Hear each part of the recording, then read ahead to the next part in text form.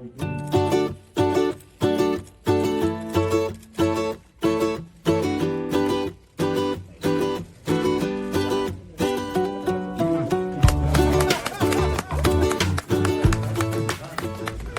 one is safe until everyone is safe.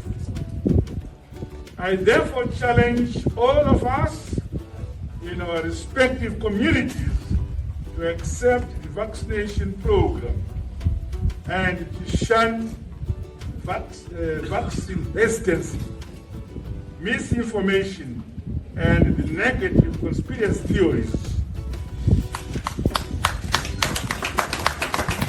Profound gratitude to China, Russia, India, and indeed an offer that also came from the United Kingdom for the donation of vaccine doses. Their support and acts of solidarity have gone a long way in ensuring our success or access to the life-saving doses.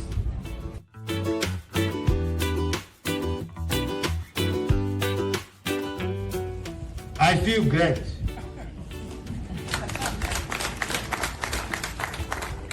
And do wish to encourage citizens to undertake vaccination until we achieve a herd immunity of 60% of our population.